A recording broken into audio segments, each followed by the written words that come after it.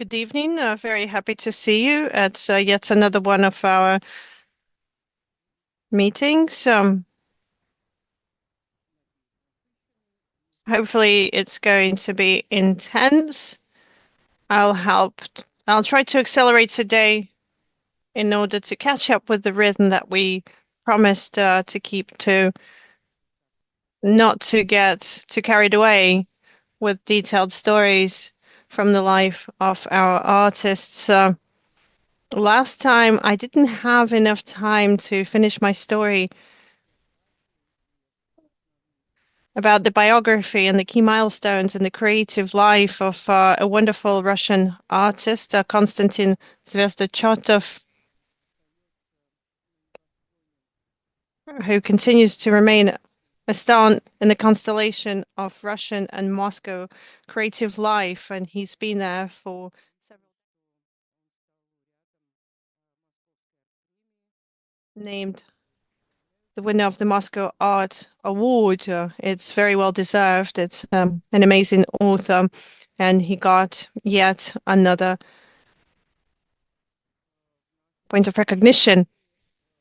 In our creative story, Konstantin Zvezda-Chotov is a very bright representative of his generation, and yet he continues to remain relevant through the decades.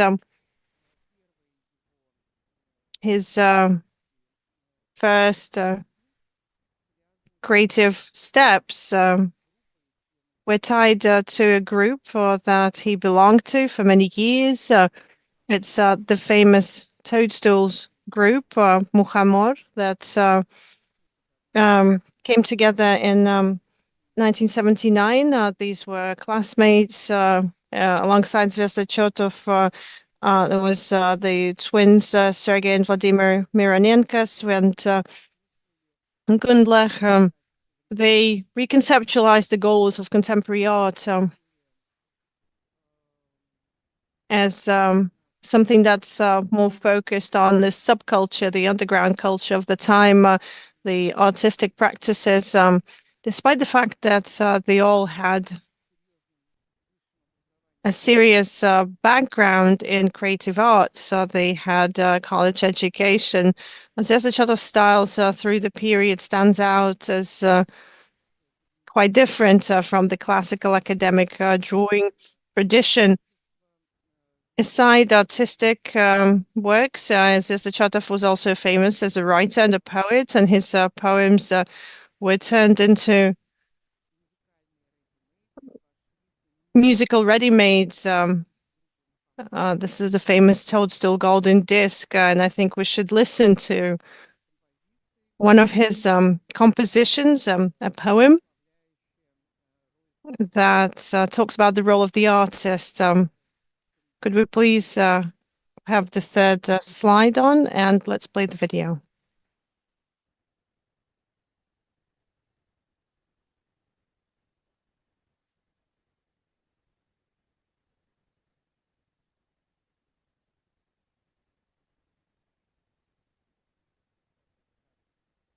A very brief fragment from his poem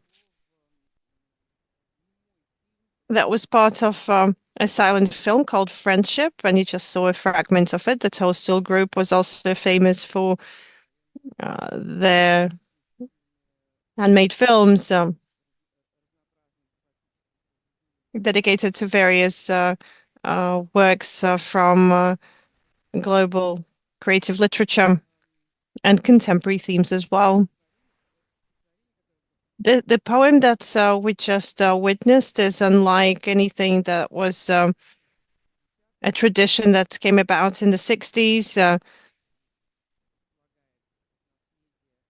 This is far removed from the legacy of the Silver Age that became the sacred legacy for the 60s and the generation of the 60s. It's unlike conceptualist poetry as well. The style that Konstantin Zvezda goes for is a mythogenic style of childhood delight, faced with the bright colors of paintings as the height of any creative art. The pathos of this genuine feeling is what you see in his paintings. And Zvezda was also reproached for his postmodernist position, but nonetheless, in his works, what we see is brightness, uh, a naive style of the new wave. Zvezda became the founder of this in at the turn of the 70s and the 80s. The first paintings that form his legacy is a series of portraits of his friends and one self-portrait as well. Each of the toadstool participants are represented as a ruler of various civilizations. Zvezda sees himself in the role of a Russian Tsar. The brothers Mironenko, in his interpretation, are a Roman emperor and a Chinese emperor. Again, Konstantin Zvezda graduated from the MHAT school, the artistic department. So he had the technique of academic painting and drawing, but in his paintings, he consciously steps away from these canons and schemes and turns to a free style of this relaxed, bright painting, very naive, story-like illustrations of reality. Zvezda steps away from the aesthetics of the Moscow conceptual art that came about at that point as a tradition, in fact. Not to mention the fact that he's also attacking the sacred themes of the Moscow conceptualist art school that sees painting as a corrupted language that can only be turned to if it's represented as a symbolic representation. This media for Zvezda becomes the center of his storytelling, of his narrative.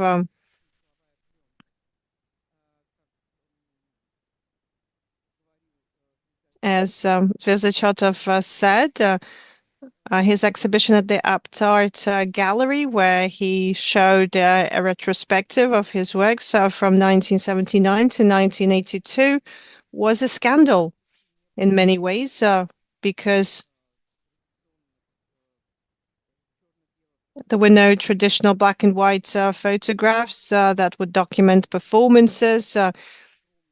It didn't include any conceptualist objects. It was all filled with this vital life energy on the walls behind the participants and the guests of the art exhibition. You can see the same works that I just showed to you.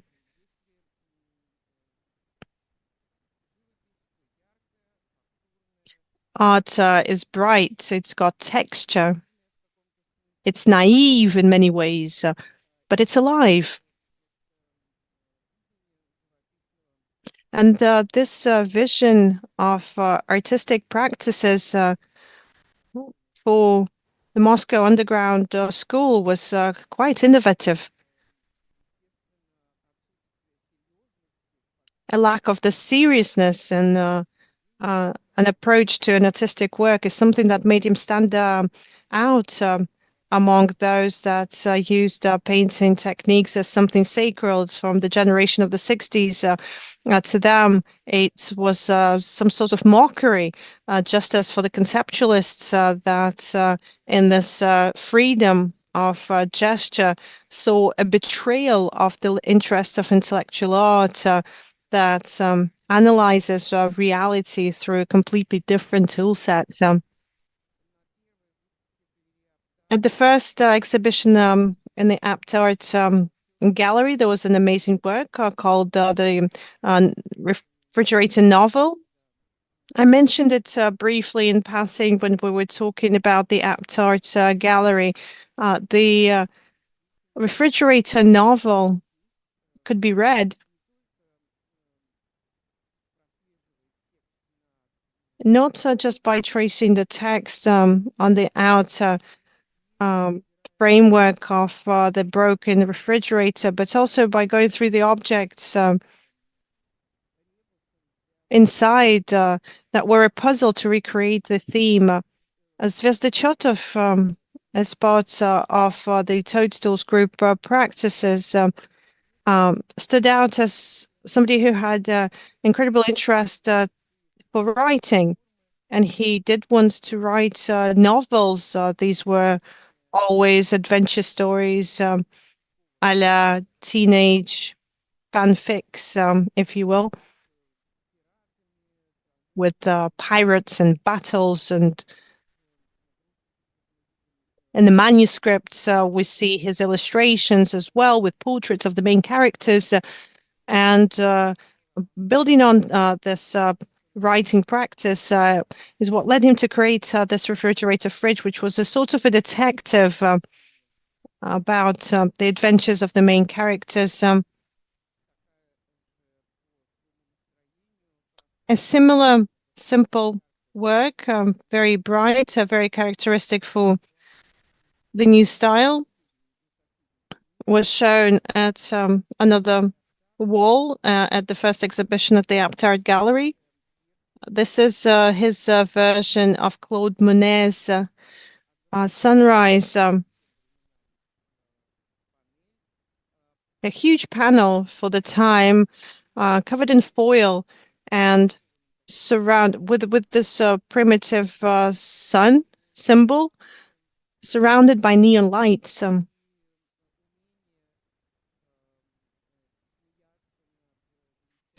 The ability to laugh at the greatest masterpieces of the past, at the same time showing admiration for these great paintings that uh, started this interest towards contemporary art is another thing that characterizes Konstantin Zvezdachotov, who is inspired not only by folk and childlike drawings and doodles, but also by the great legacy of the 19th century.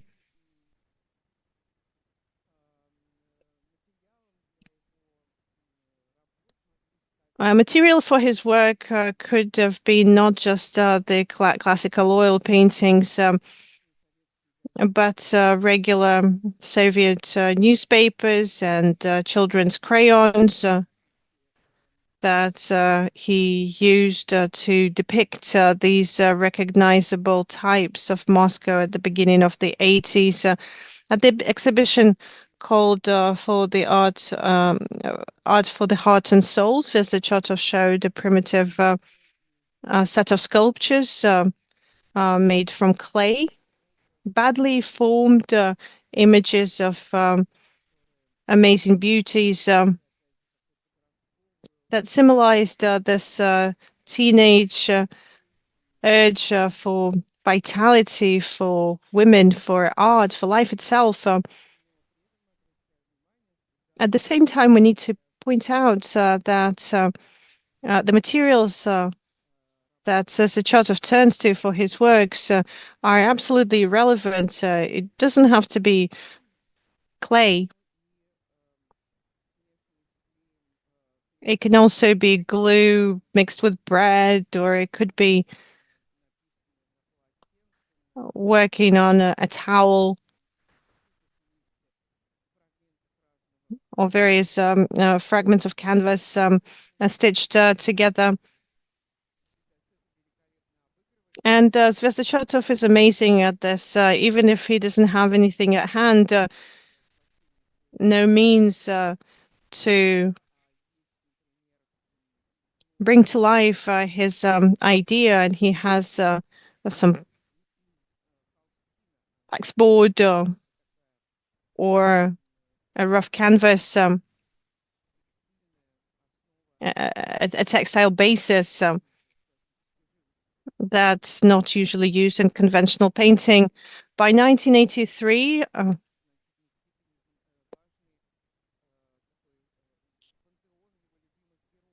another set of characters appears that he keeps turning and coming back to from painting to painting. He keeps the style. It's very bright, very texture theme-based compositions with not just Pipin Papouen, a nature lover who is chasing for exotic butterflies in the jungle. We also see these characters from the Moscow outskirts. This is a new style that he turns on to, not even a style, it's a technique that will later be picked up by a lot of his successors. This is a contour highlighting of the painting and the use of monochrome colors. The contouring of the figures could be 3D, turn into folk art. That aims for this brightness, for the simplicity of the image. Gobstop is currently held by the Tryokhprudny exhibition in the collection, and you can see the same work in the black and white photograph on the right at an exhibition of called Odessa, the last one to be held by the Aptart Gallery, and Aptart got closed, among other factors, by the fact that when the Odessa exhibition opened, three of the four participants of the Toadstool group were forced, well, they were placed under arrest. And they were sent to serve in the army, although they all had waivers, the so-called waiver for medical reasons. They shouldn't have gone to serve to the army, but the Soviet authorities really had a grudge on them, and Zvezda Chotov was sent to serve to Petropavlovsk-Kamchatsk.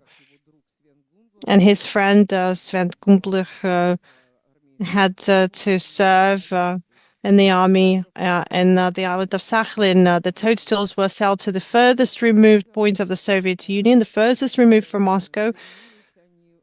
And they came back towards the end of 1985 to a completely different context, to a different country, you could even say. Perestroika was picking up pace. And the group, despite the attempts of its ex-participants, was not able to reunite. Each of them had their own programs, and Zvezda Chotov stepped away from working in a group, and he continues with his painting series that really capture the attention of the guests to his studio in the former Perlog, Victoria Ivlev's photograph made in the workshop. We see another character.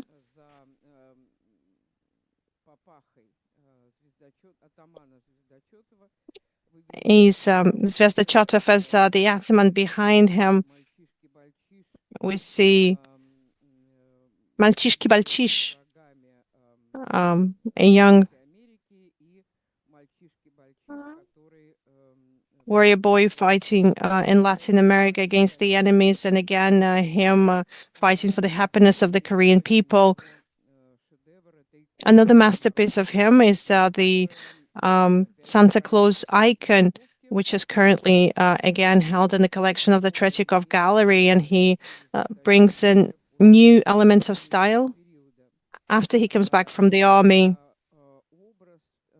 It's an image of a folk character loved by everyone, alongside Malchishki Balchish. His fate doesn't end with the novel by Gaidar. And Ded Moroz, the Russian Santa Claus here, is very close to Saint Nicholas, the prototype.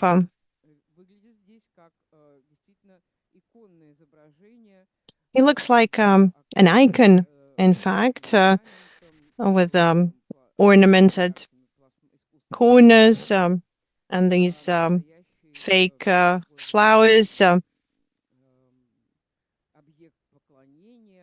It's an object of worship in a folk decorative style. During the same period, Zvezda Chatov tries his hand at narrative series. For instance, one of his hits during the Perestroika period is a series called Peredo.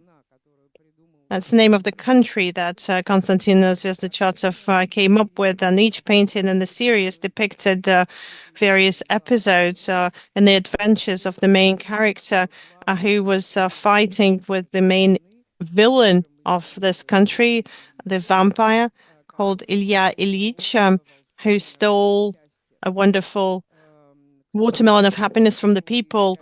Unfortunately, a lot of the elements of these works are now in different collections held by people across the world, and it's really hard to get this series back together.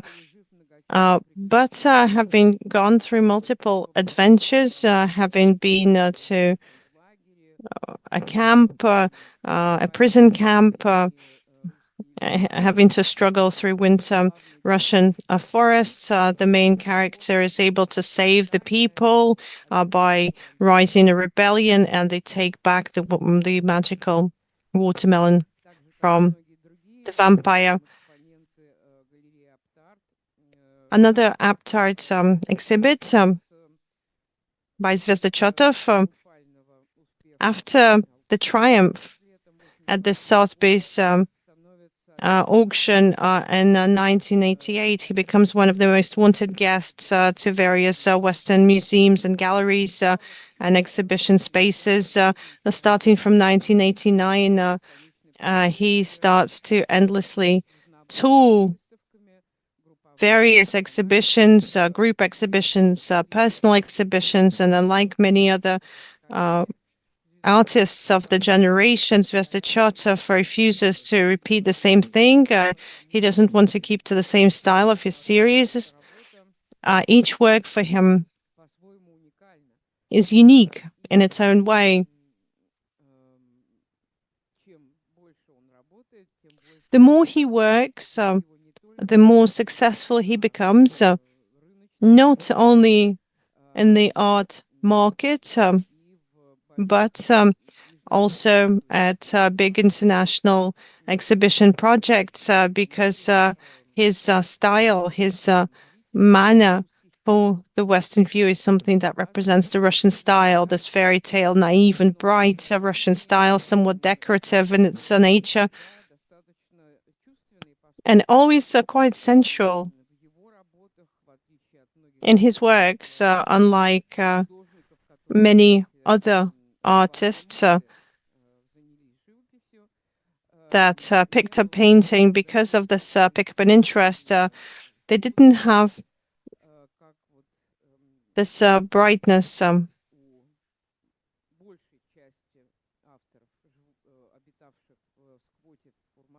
that Zvezda Chatov has. Those that lived in the squat of the Formanov Periulok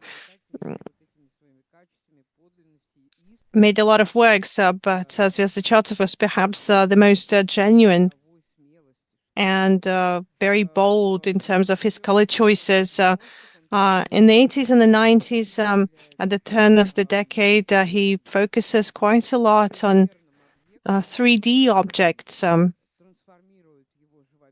that transform his painting practices into a sort of an altar. One of these works is made from cardboard,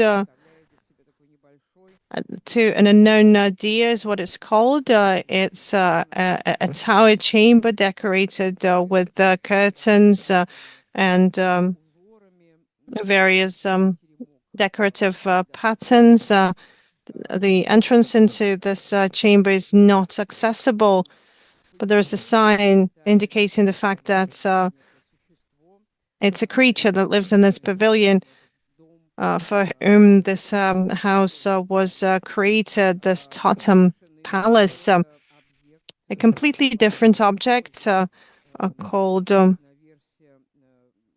red, another version of a Russian style work, a wooden carved object well, with a hand washing basin and a plastic bowl at the bottom. This composition is made of wood, colored in bright colors, decorated with a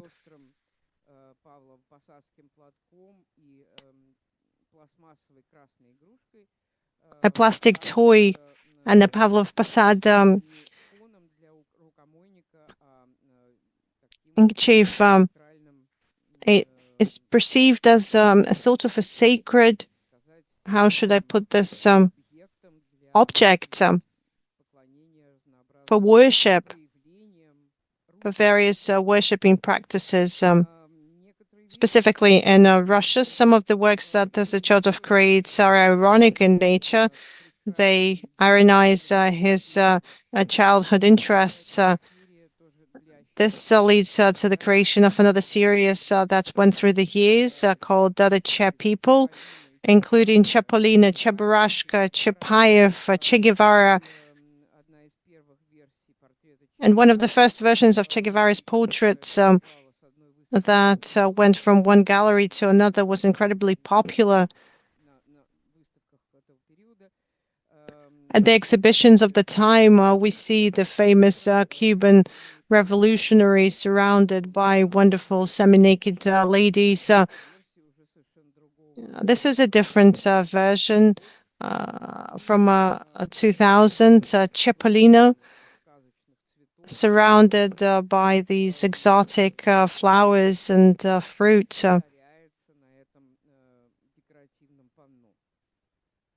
He's in the center of this decorative panel, equated to this pantheon of sacred images.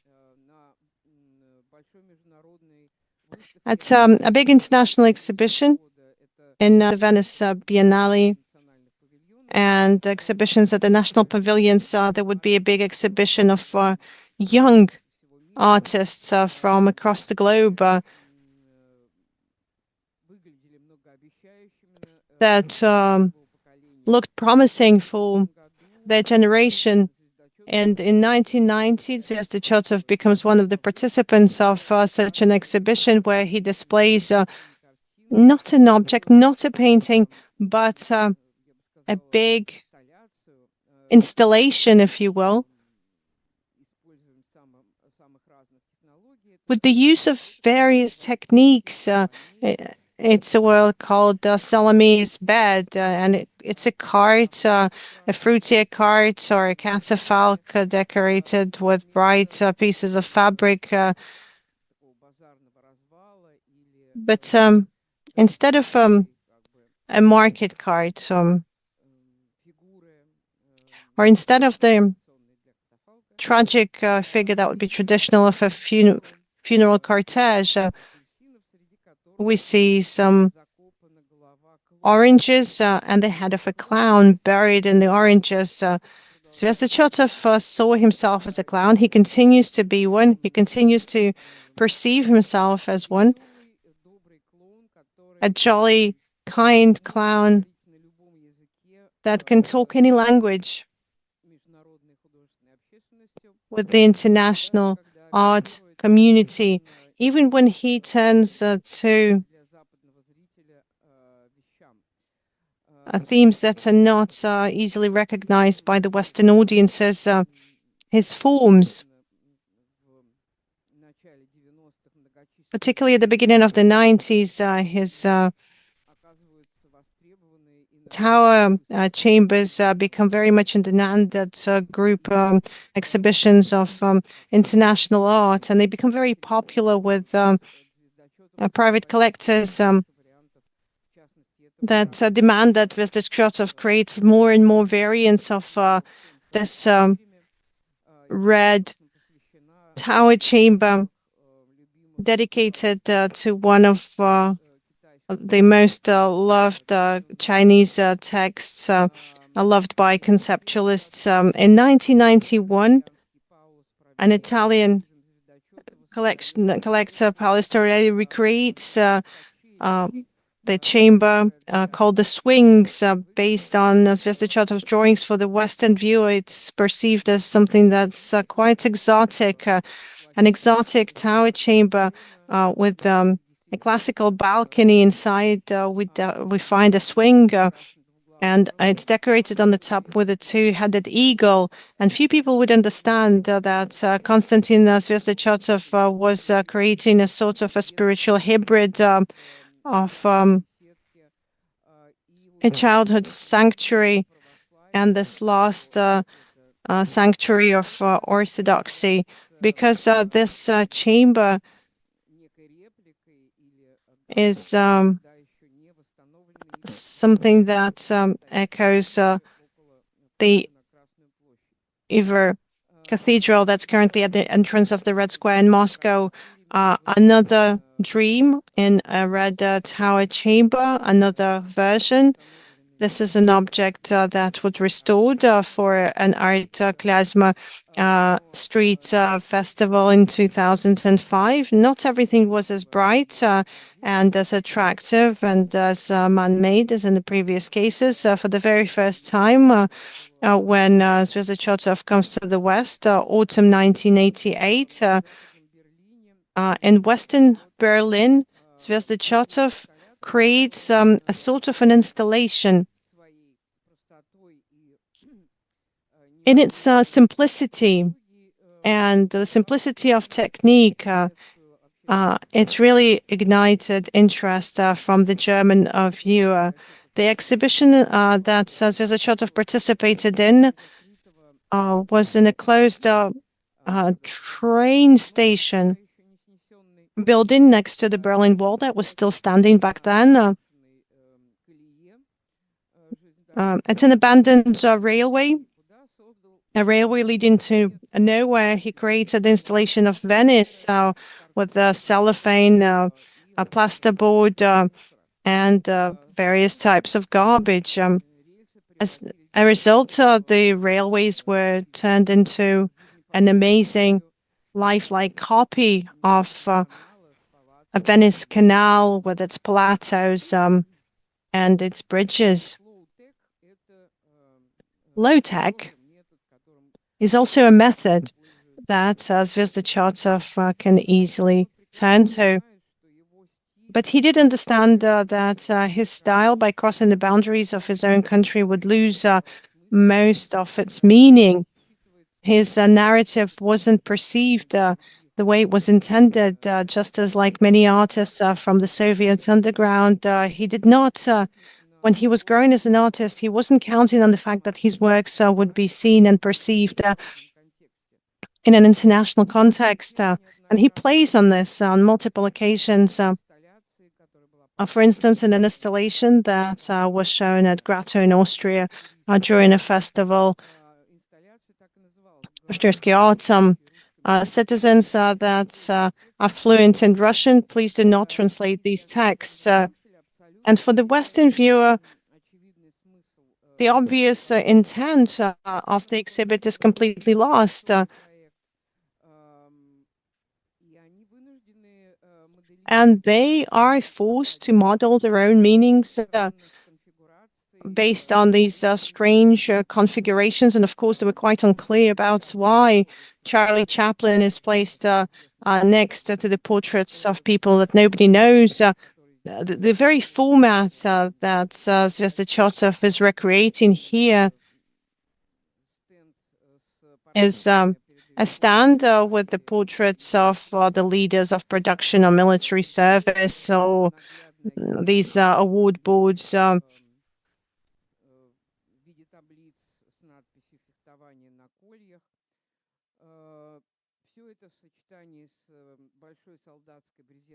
All of this combined with a soldier tent and zinc silverware.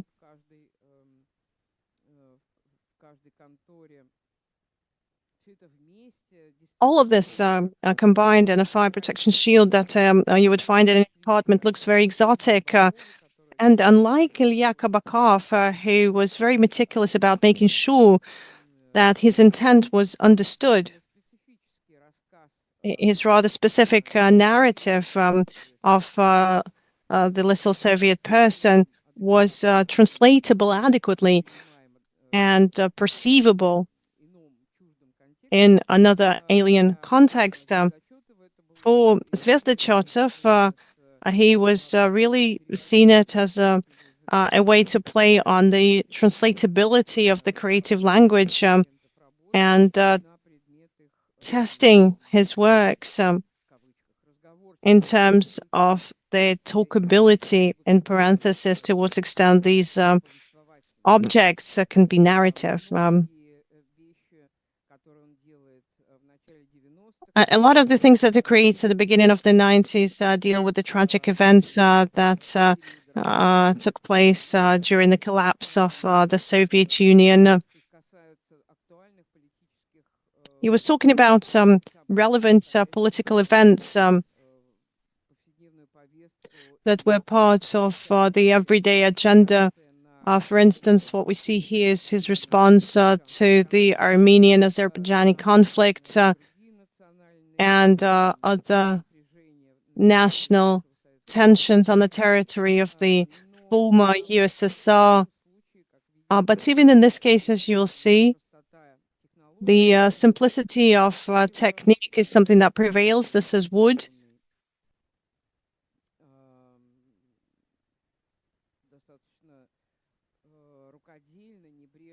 A man-made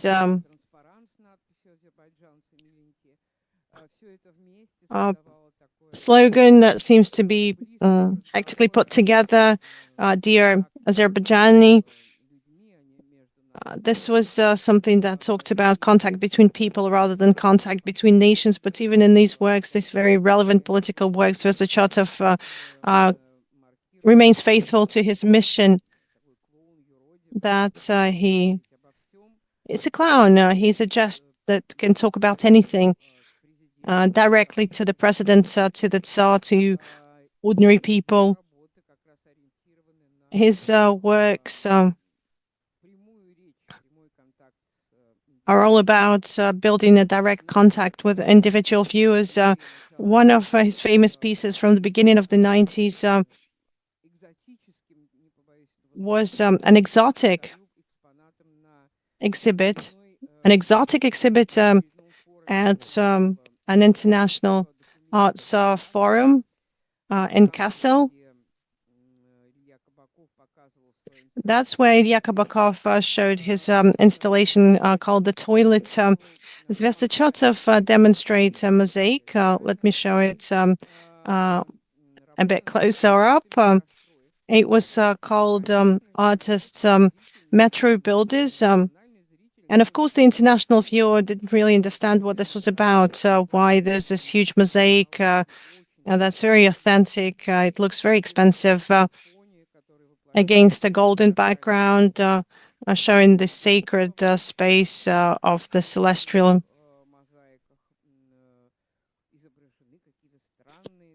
And there are strange people that are depicted. They had no idea that these are cult figures of the Russian pop culture from a pop a film.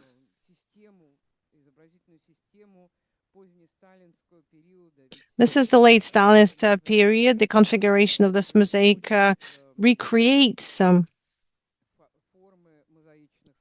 mosaic panel forms at the Komsomolsk circular metro station that was created by Pavel Korin, the famous artist. That's why this mosaic with characters from the Caucasian hostage film depicted here. There's a little cart, and there is a crane that you could open to get some sweet wine. These references that were not understandable for the international viewers. It's not just the film itself that's quoted here. It's the Stalinist empire, and metro is the symbol of the capital of Russia.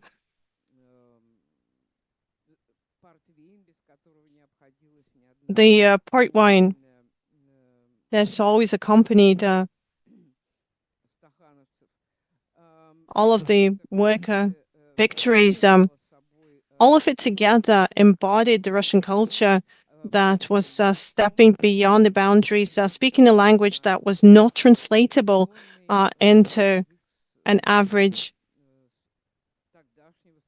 language of the then contemporary art. And for Zvezda Chatov, it's a huge benefit, in fact, from his point of view. Russian identity has to be preserved.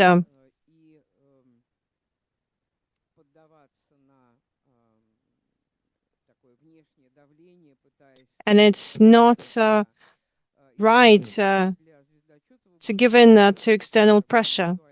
This was something that wasn't relevant for him. In the 90s, he becomes one of the most famous artists of the decade.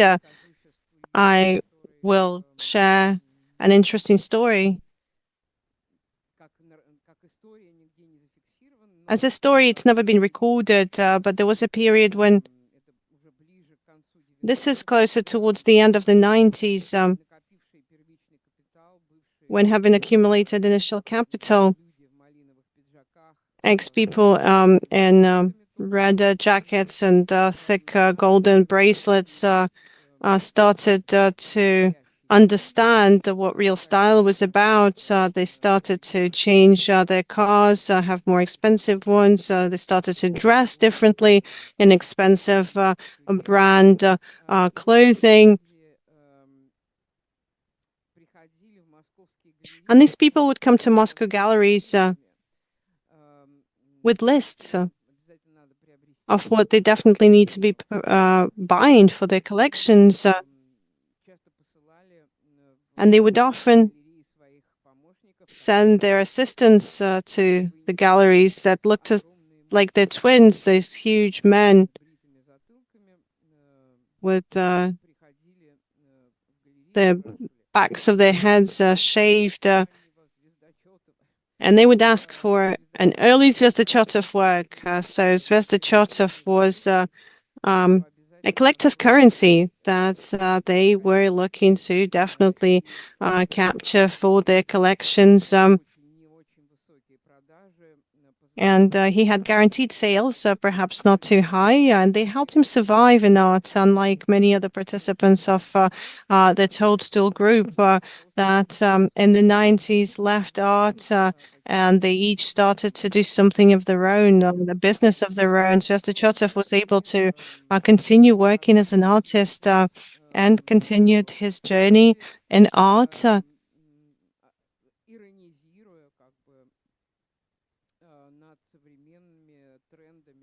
Displaying irony when it came to contemporary themes in politics, economics, and social transformations.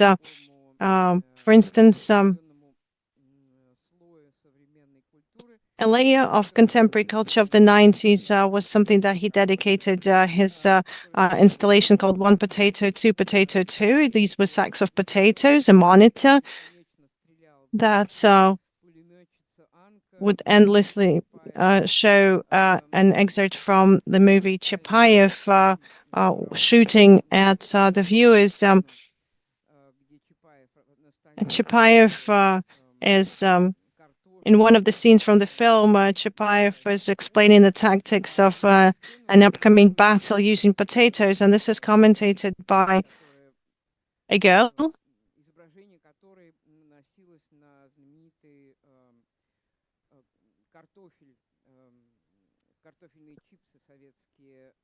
whose image was used to brand Soviet potato chips, crisps, where she objects against chauvinist male dominance and demands that women be a part of the political struggle. Other characters from ads of the time, the Green Giant and Uncle Ben's.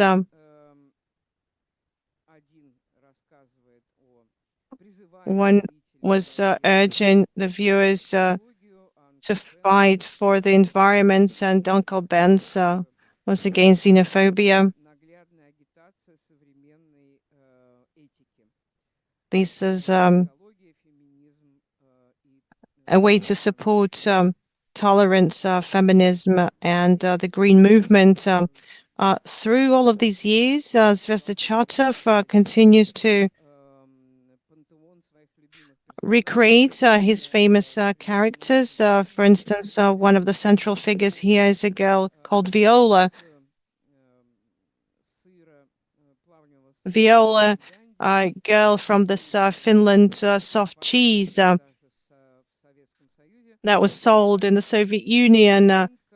It's an amazing blonde, and she goes to the Treasure Island where she meets Uncle Ben's. She goes to Africa. She gets captured by the Aborigines. So she brings flowers to the builders of the Belomor Canal. So this is something that creates a series linking various periods in the artistic journey of Konstantin Zvezda. He continued to insist on the fact that art can be simple, can be kind, can be appealing and funny. It can be a fragment of a narrative, like an unwritten manuscript. It's in the consciousness of the author, and it comes to the surface through various painting techniques.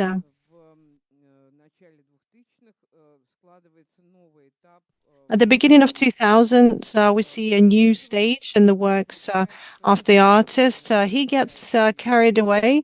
Well, he sees Crocodile magazine editions from various years, and flicking through this wonderful satire Soviet magazine, Zvezda Chatov identifies a certain graphics style that was used for the various painting compositions. From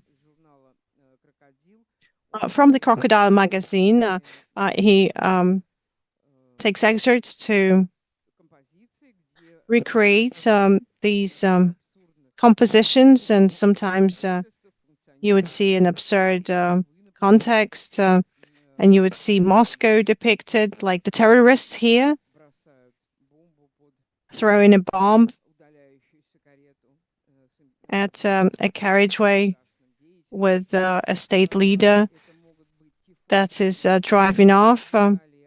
Could be paparazzi from Italy. It could be netmen at grand restaurants abroad. These huge large-scale works were essentially half created from borrowings. All of these characters and types were already created before by various caricature artists from the Crocodile magazine. Having reprocessed these images and characters, Zvezda Chatov is able to tell a completely different story to how it was initially conceived in the 30s and the 50s. We have to say that it's this series, this is the paparazzi and the tifosi. It's this series that was selected by Victor Misian, the curator, to demonstrate the contemporary state of Russian art at an exhibition at the Russian Pavilion at the Biennale. This is an exhibition in 2003. It was called The Comeback of the Artist, and essentially was made up of new artists alongside Zvezda. You would also see Vladimir Dubastarskov, Alexander Vinogradov, that we're going to talk about in a few weeks, a couple of weeks, and a character of a meeting, Valery Koshlyakov, that we're going to talk about today, but might not have time. Zvezda throughout the years would occasionally step away from traditional painting themes. He would also create various objects. For instance, in 2002 at the Excel Gallery, he created this imitation of a robot, a synthesizer that created electronic sounds. There would be lighting. It was made from foam. The wires that you see were not functional, but the image of a contemporary electronic machine was very convincing. During the same period, he continues to work with collage.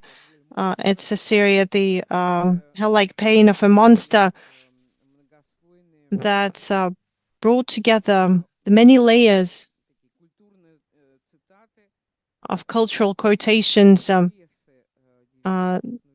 like the yellow press of the 19s and the 2000s.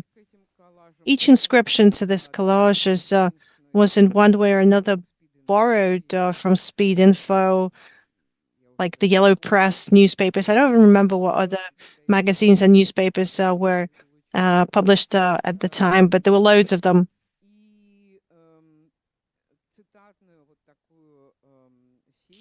This quotation series was demonstrated in 2005. It was also very popular at various exhibition spaces.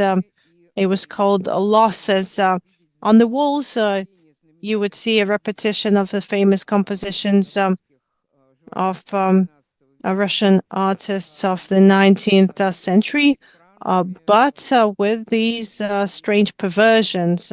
For instance,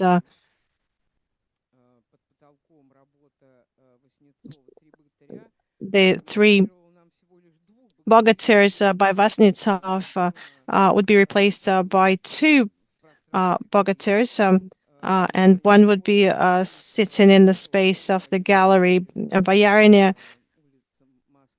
Morozova by Surikov was missing a crowd, and the crowd was instead in the 3D space.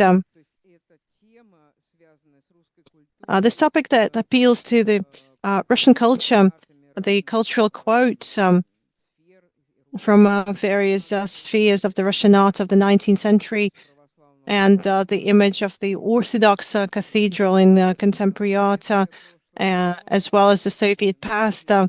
All of these elements would be picked up by Konstantin Zvezda in his works.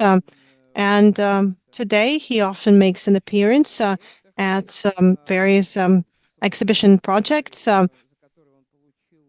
The project that he was awarded the Moscow Art Award for was dedicated to the tribute of Andrei Filippov, and it wasn't just a pram standing on a slope that was quoting the Odessa stairway from Eisenstein's battleship Potemkin. But the key place was given to a projection from Eisenstein's Ivan Grozny, Ivan the Terrible, with the bells ringing, the deafening ringing of the bells. And this was an urge to integrate the culture of the past and to integrate it into a more modern context. And finally, we are moving on to one of the Tryokhprudny artists. The remaining time we will dedicate to a story about Avdei Ter-Oganyan. This is an artist that grew up in the south of Russia in Rostov-on-Don, but he became famous in Moscow at the end of the 80s, the beginning of the 90s. His story leads to the appearance of various groups and events in the 2000s and the 10s. He is another long-lived artist. He starts as a painter. At the end of the 70s, he goes to an artistic college named after Grekov in Rostov-on-Don that prepares Italian artists. He flicked through books on the critique of modernism. A young budding artist. The illustrations in those books were terrible, black and white, but he was still very much inspired. They were badly printed, but he could still make out things that really resonated with him. He was really astounded at the mastery of the early post-impressionists, such as Matisse, Picasso.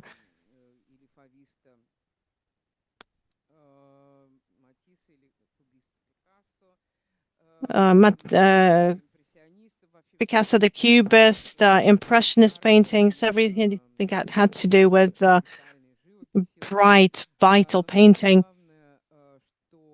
But the main thing that characterized Avdei Stepanovich, the way he was referred to by his friends, even when he was just 20 years old, they used his patronymic, was his great charisma and organizational talent. And it's thanks to that he was able to form a group of friends, a circle of friends around himself. And still in Rostov-on-Don,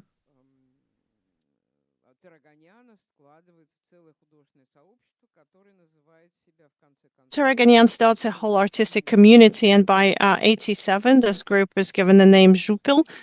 And then next year, they renamed themselves, and they were called the Camaraderie of Art or Death, a very radical slogan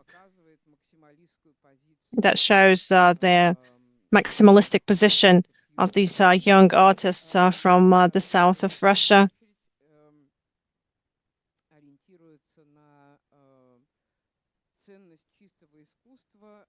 They were looking at the value of pure art. They were define conceptualism, all of these intellectual twists, and contemporary art was something they denied and rejected. What was key for this artistic community was joint activities, thanks to which they could reach out to the public. They held a number of group exhibitions together in Rostov. One of these exhibitions opened in the first cooperative toilet of the city. They weren't put off by the context and the exhibition design space. They just wanted to showcase their works and be noticed. And this toilet exhibition is something that really played to their favor. The great magicians of art. This is what they called one of their first exhibitions in Moscow. This is one of the exhibitions of the camaraderie, Art or Death, in Rostov-on-Don. And please have a look at the slogan that's on the photograph. The main thing in the painting is beauty. Beauty as a universal concept is something that's beyond any conceptual boundaries and the theorizing of the post-structuralism in contemporary art. Beauty as a very central category that can only be felt by those who are able to perceive it, not accompanied by any explications, explanations, highbrow texts. This is just art for the sake of joy. So it's art or death. In 1988, Avdei Ter-Oganyan moves to Moscow in order to try to make his way up in the capital of the country. Back then and still up to this day, Moscow remains an imperial Russian center, and there is this clear trend towards gathering all of the talented Russian youth in the center, people that are looking to be successful. And that's why his life journey brought him to Moscow. By that point, he had already built himself as an artist.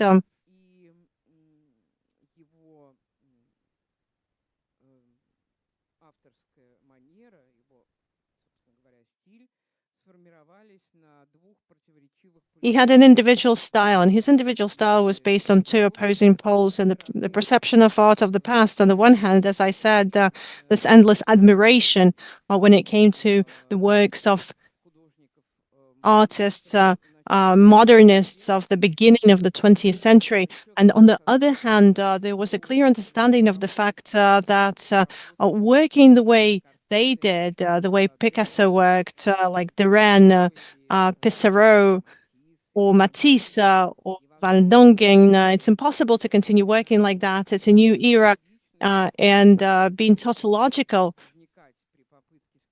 is not admissible when you try to copy the style, and it will devaluate all of the efforts to recreate the art from a century ago. Avdei Ter-Oganyan, who is up there with Tryokhprudny and the Toadstools, and he comes up with his own, as he saw, method that enabled him to keep a distance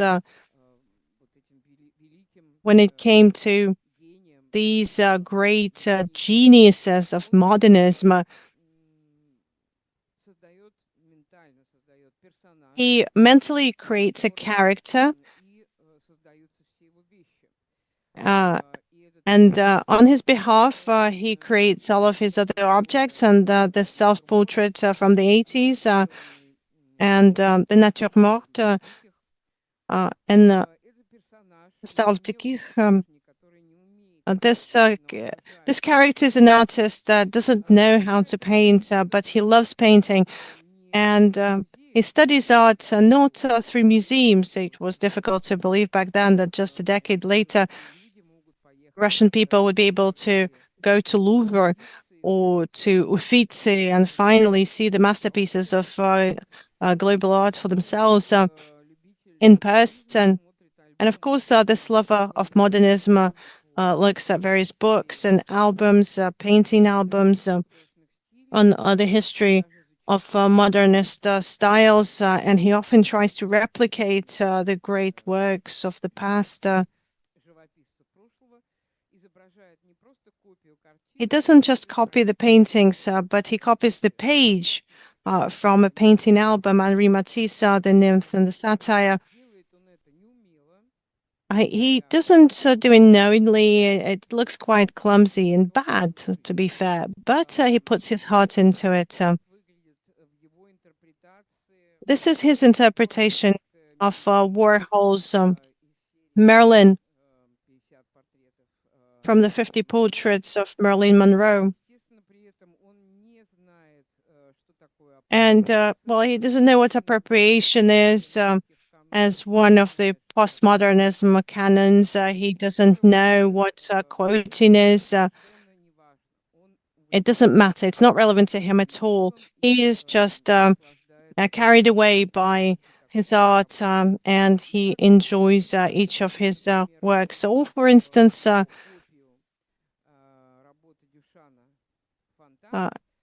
this is a Duchamp's copy, The Fountain, and one artistic critic asked him, "Do you know an American artist, Michael Bidlew, that became famous by endlessly recreating The Fountain of Duchamp, and Ter-Oganyan, of course, said, no, I don't know who that is. Subconsciously, Avdei repeated the mechanics of creating contemporary works of art that appear in a context of postmodernism, appropriating, well, not appropriating, recreating the tactics of the Russian conceptualists with their characters, all Western postmodernist artists that worked in the field of appropriating artistic images. It doesn't make him better or worse than anybody who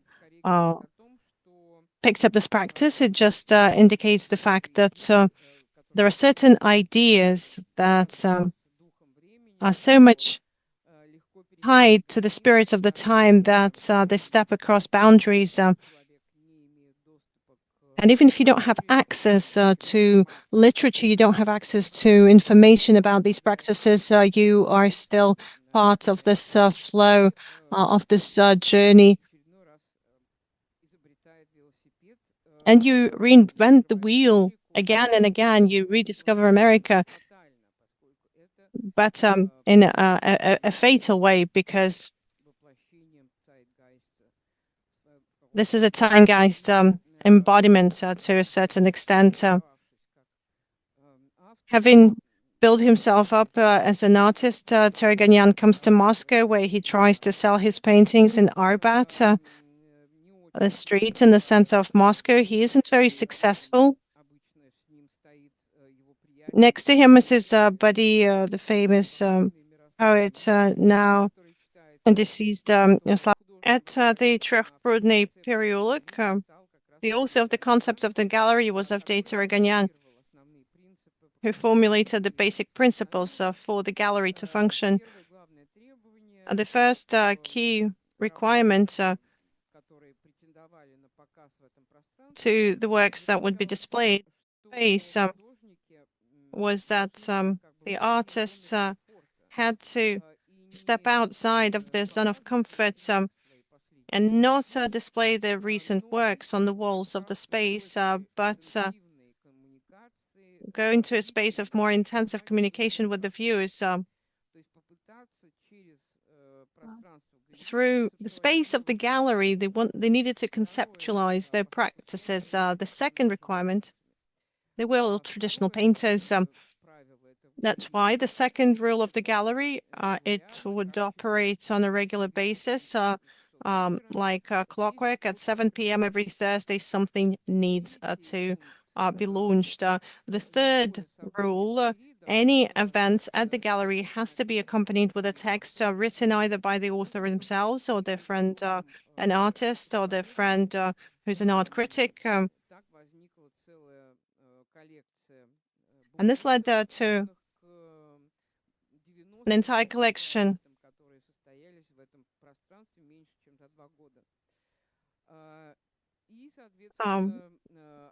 through the space of less than 2 years. On the 5th of September 1991, the gallery opened with a project by Konstantin Ryonov and Avdei Ter-Oganyan called Compassion. It terrified the first visitors of the exhibition because of the non-ethical actions of the artists that conceptualized its whole. The main exhibits in parentheses of the project were several beggars, homeless people that the artists brought from where they worked next to the restaurant, fast food restaurant McDonald's. They brought them to the gallery.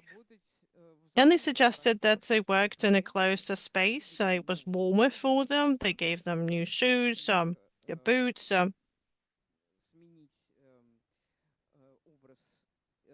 To change around the image and perhaps get rid of some of the smell. Above each of them, you would see a Xerox of Rembrandt's work from the Beggars series.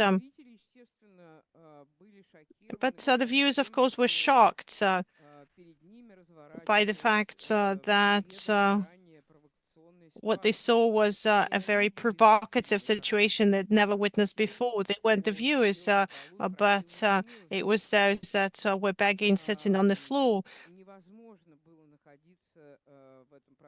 It was impossible to be in this space,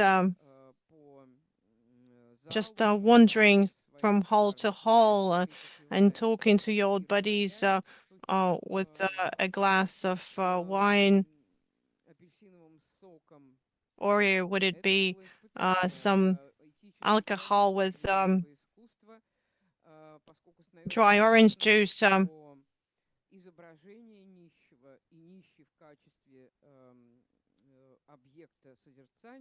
Beggars,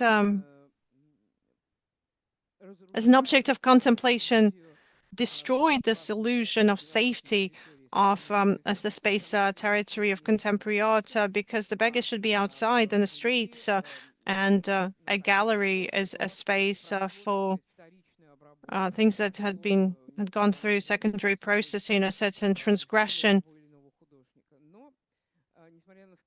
The efforts of the artist, despite the scandal, although Avdei Ter-Oganyan insisted on the fact that he shouldn't be reproached with anti-ethical behaviors at all, because the beggars were able to bring in quite a lot of cash.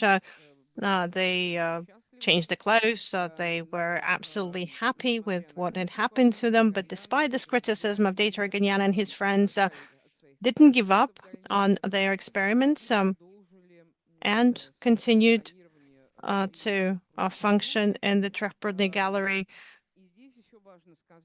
It's important to mention here that it was thanks to Avdei Ter-Oganyan and the circle that he was able to gather around himself. The gallery became not just a space for experiments for artists that worked with various exhibitions and explored the means that weren't previously available to them. This place, because it was functioning like clockwork, because it was opening on a regular basis, Koshlyakov, Aksionov, and Ter-Oganyan would bring in a lot of people from different spheres, conceptualists that came back from their tours abroad in Moscow, performance artists that were quite condescending towards Tryokhprudny inhabitants because they didn't think they were intellectual enough. Young art critics, older artists. The gallery at Tryokhprudny became a space where the 90s community would be formed, a community of artists of the 90s. The gallery was a space for social communication. It was just as significant as being an exhibition space. And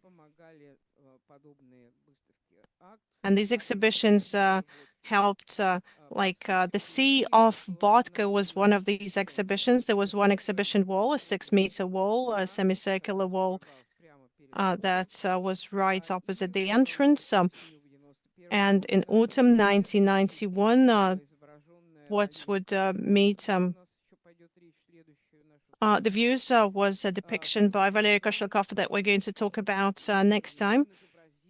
He depicted using cardboard a huge panel with a sea tempest, and in front of it would be a table covered with a white tablecloth with lots of little glasses filled with vodka to the brim.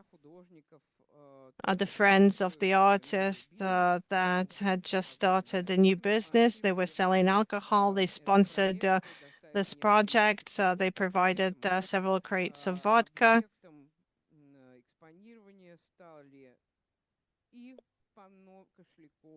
So it was Koshlyakov's panel and the glasses that were part of it and the community itself. And they stayed there till the morning of the next day. The Sea of Vodka turned this gathering into a social sculpture.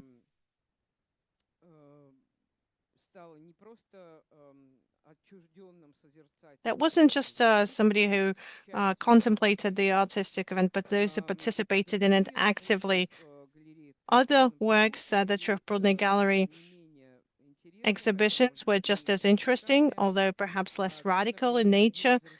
For instance, one of the Rostov participants, Alexander Sigutiev of the Art or Death group, organized this semi-seasonal exhibition. During this exhibition, the first viewers would come in and they would see a completely empty wall with 20-something hooks for clothes on the walls. Because it was so hot there, people would take their clothes off. They would take a drink. They would read the leaflets. They would mingle, and the wall, as a 3D painting, would gradually be filled with more and more volume, with more and more colors. It would get filled with these bright or not bright, very different overcoats of the guests. And when the last guest left, the wall was empty and the painting disappeared. Avdei Ter-Oganyan's adventures at the end of the 90s, the beginning of the 2000s, the 21st century, will be something that we're going to talk about next time. There's no way for me to really squeeze everything into the timeline provided, but I hope you're not too disappointed with that. Perhaps you have some questions about what we had already covered. Go ahead, please. Just a second. We need a microphone for the interpretation to be possible. Thank you so much for your lecture. My question is on Zvezda Chotov. You said that the international public wasn't able to perceive the meanings that he was conveying. What about critics, art critics? To what extent were they able to perceive these meanings? You mean international critics? Well, like the Metrostroy artists, it would require 3-page commentary. I remember that I was explaining its meaning myself to the main curator of the Garage Museum, Kate Fowle. She couldn't understand it. She didn't understand what it was about at all. It's a huge commentary. And then the Western person just can't pick up on all of the meanings. It's impossible to translate. It's untranslatable. Roughly speaking, if it was Chip and Dale, everything would be transparent. But the coward, Bavali and Balbesa from the movie, the Soviet movie, something that they have no idea about. They just don't get it.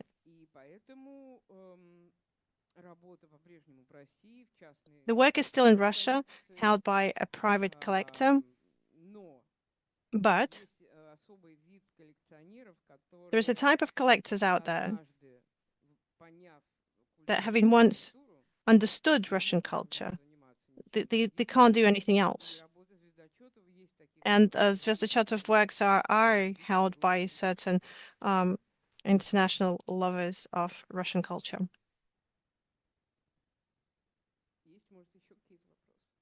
Perhaps any more questions?